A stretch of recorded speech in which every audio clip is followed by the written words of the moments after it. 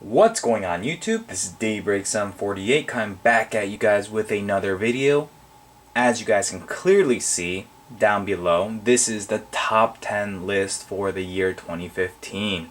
Super excited about this. Cannot wait to show you guys the figures that I've decided on. But here are two criterias for this top 10 list. As you guys know, 2015 was a very weak year for me, meaning for this channel it was very weak. Why? Because just a lot of personal things happened in my life. For example, I became a parent, I bought my first home, did my first huge renovation, and yeah, there was a lot of other different things going on in my life that kind of hindered me from making videos like I normally did. And because of that, I got a lot of awesome figures in the year 2015, but I was not able to review them or put them on video because it was just too time consuming and it was just too tiring. So when I was thinking about all the figures and looking at all the figures in my D-Top and whatnot, I decided to trim it down, cut down the fat, and follow these two criteria. The first criteria is the following: the figure had to be bought in the year 2015. It does not necessarily have to have come out in the year 2015. Keep that in mind. So the figure had to be purchased in the year 2015, and it doesn't necessarily have to have come out in the year 2015. So that's criteria number one. Criteria number two was the following: any figure that I reviewed is fair game.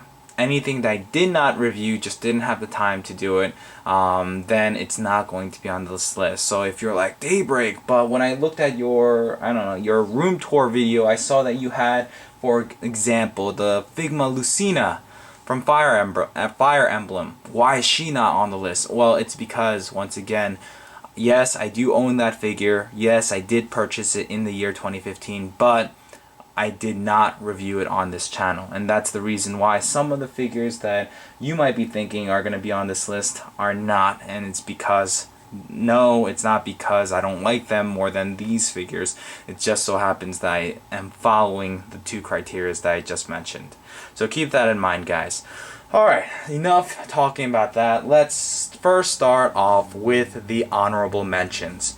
So the first honorable, actually I'm just going to show you both of them. So we have, for the honorable mentions, only two this year. We have the Figma Shinon, and from the world of Nintendo, representing Diddy Kong. Oh, you guys can't even see that. Bam, there you go. Now, World of Nintendo, for the year 2015, they've done an amazing job. I really love the fact that they're just pumping out all these characters that they have licenses to, like Omar, we got Fox, we got Peach.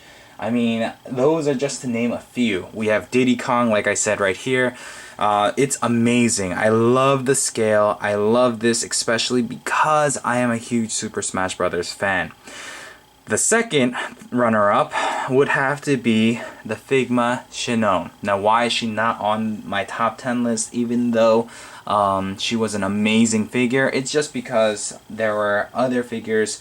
I wanted to diversify my figure pool for this top 10 list, and therefore she is definitely a top 10 contender, that's for sure. But I thought, you know what, I already have a Shinon on this list, so I'm gonna take a look at a different figure, and yeah, that's the only reason why. But these two could be on my top 10 list any day of the week, pretty much.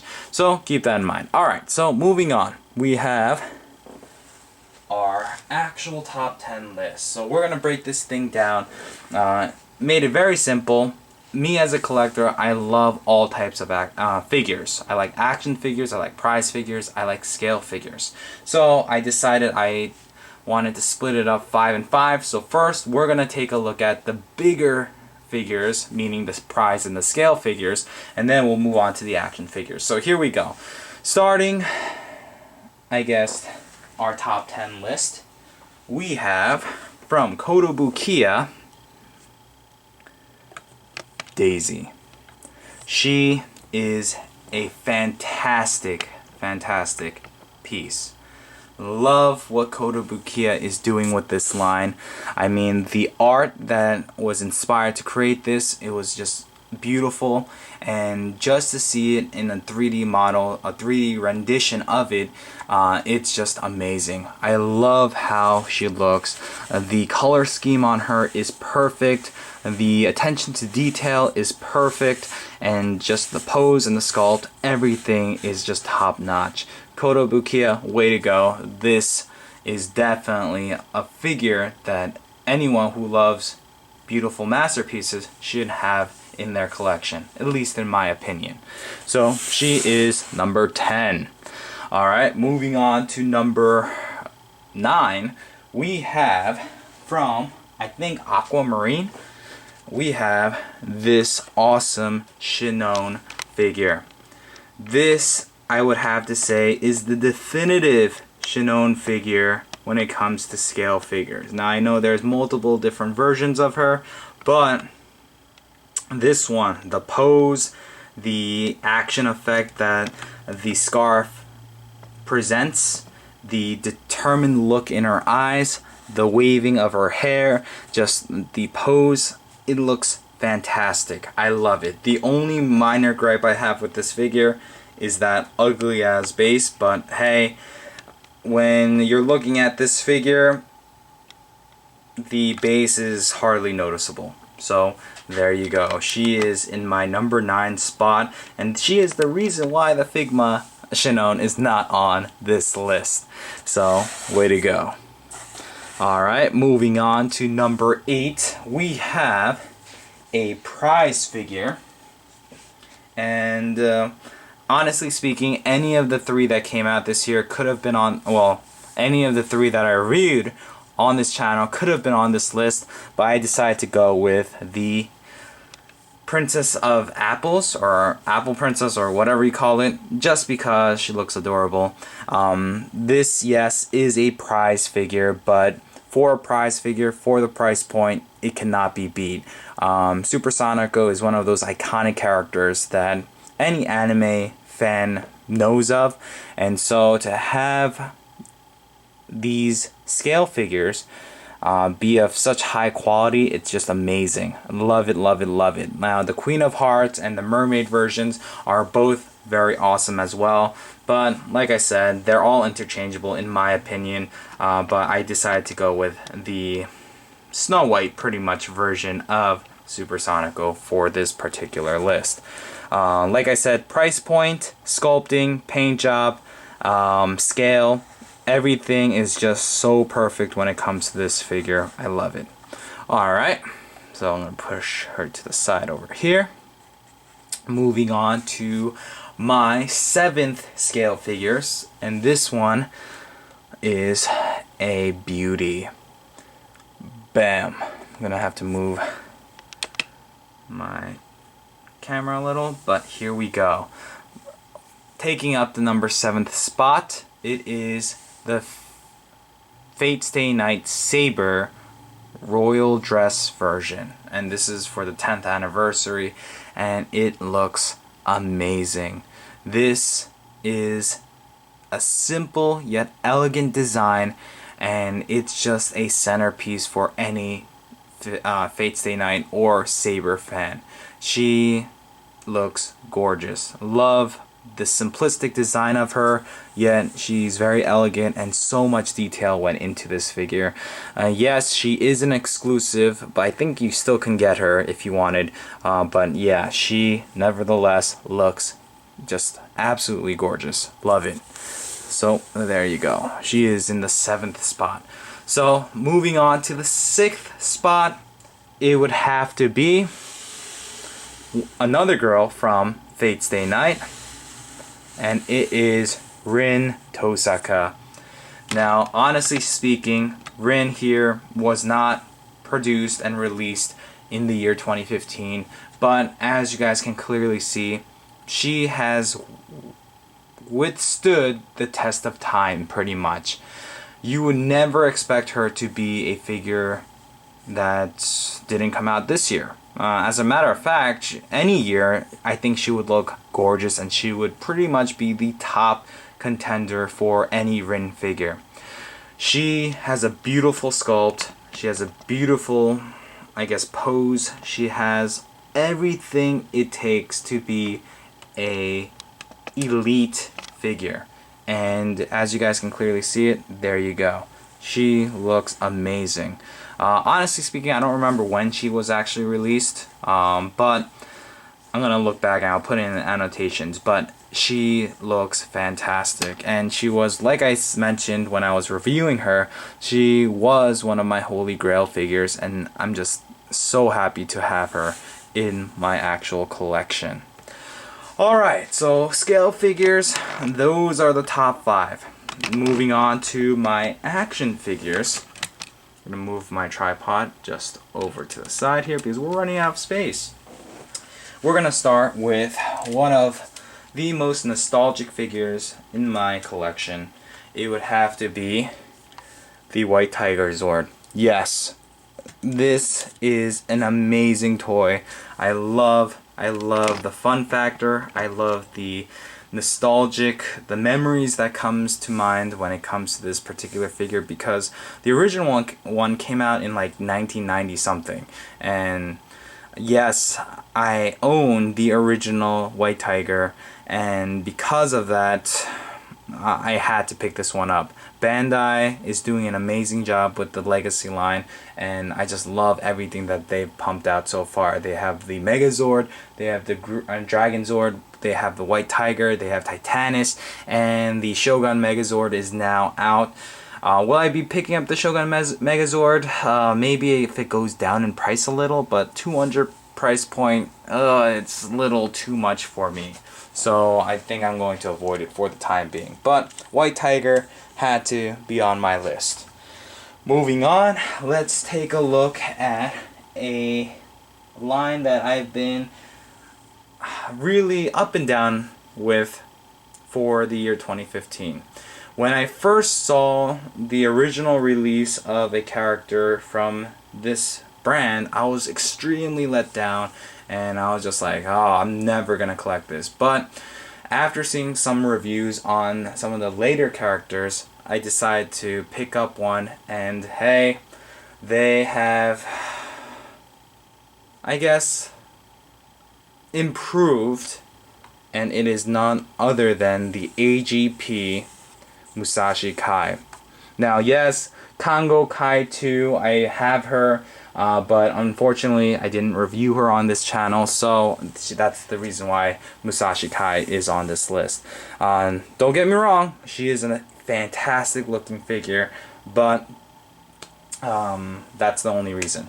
But yeah, Musashi Kai, they did an amazing job. Yeah, it has its little minor flaws, but the overall appearance of this character is just fantastic. I love the badass look that she has. I love the glasses. I love the ship pieces. I mean, she looks very intimidating, and I think they really nailed it with this particular figure. Now, I hope AGP from Bandai just continue to pump out these figures, and I hope continue to learn from their mistakes and they get to the top-notch quality that I think they can get to, and rival pretty much Figma. So we'll see. Alright, sticking with the Can Collide theme, we need to definitely have a look at a Figma version, and here it's Mutsu. Why is she on the list out of all the Can Collide girls that were released? Well, it's because of this expression right here. I mean, that right there is a deal breaker. Yeah, it's just awesome. I love the real chain that they used for her leg. I just love everything about this figure. So great job by Figma. I hope throughout the Wonder Festival that's coming up that they will showcase more Figma Can Collide girls, because that would be pretty awesome. Alright, moving on to the next figure. We have two more, guys, two more. And it is the second figure that or figure number 2 on my list has to be this one right here, the Devil Homura. Yes, this was the one character that we needed to pretty much complete the whole team of girls, and they pretty much nailed it. I love the wings on this particular figure. I love the QB. I love her dress. I love the paint job that Figma has put into these figures. I love it. Now, I wish Figma would do this with all their other anime lines. Madoka Magica, they've released the school girl uniform versions of the characters, and their fighting, I guess their sailor, whatever, the magical girl versions of each of them. I really wish Figma would do that with all the other animes, like Kill la Kill, like SAO, like whatever. I really wish, but nevertheless, I am just happy to have this Devil Homura in my collection. Alright, and the last figure for the year 2015 would have to be one of my favorite characters of all time when it comes to anime. It would have to be Gohan. Now, yes, Gohan, he's a huge disappointment when it comes to just the anime series, because he stops training and he stops growing. But when I was a kid watching the Dragon Ball Z series, when Gohan took on his dad's pretty much suit and he became Mystic Gohan, I thought that was the most awesome thing. He was freaking badass fighting Majin Buu, and it was amazing. And to now have a awesome version of that same character that I grew up enjoying and loving, it's pretty freaking epic. Now, Vegito is another figure that was released and I did review, but I had to give it to Gohan here because of I don't know, my love for that character.